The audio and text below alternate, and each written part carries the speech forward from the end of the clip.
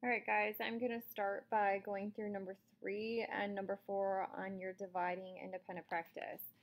So I have an electrician needs 2 3/4 rolls of electrical wire to wire each room in a house. How many rooms can he wire with 8 1/4 rolls of wire? So I need to divide decide what am I dividing by what. So he has 8 1/4 rolls of wire, and he needs 2 3/4 rolls of wire for each room, and we need to figure out how many rooms he can um, wire. So I have to always think, what do I have to start with? Well, I have 8 1/4. I know I need to use kind of like subtraction, but in this case, we're dividing 2 3/4 per room. So then I can figure out if I take my total, cut it into sections for each room, I can figure out how many sections and how many rooms I have. So I'm going to change these into improper fractions. So 4 times 8 is 32, plus 1 is 33 over 4.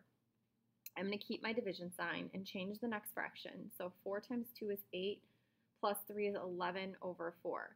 Now I'm going to do the keep, change, flip for my fractions. So 33 over 4 times 4 over 11. And the great part about this one is I see a lot of cross canceling that can be done. So that means I can take my 4s and divide them each by 4, and that gives me 1 in those spots. And then I also see that I can take 11 out of 11 and get 1, and 11 out of 33 and get 3. So this makes my multiplication quite a bit easier. I can get 3 times 1 is 3, 1 times 1 is 1, and that gives me an answer of 3 rooms. When I go down here and I have just my 1/2 divided by 11/12, I can keep my first fraction, change it to multiplication.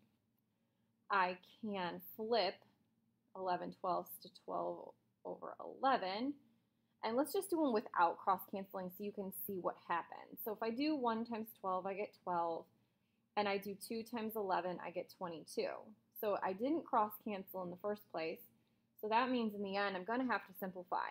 And I know that I can divide by 2 and get 6. I have to be able to divide by 2 again, and I get 11. And so my final answer is 6/11.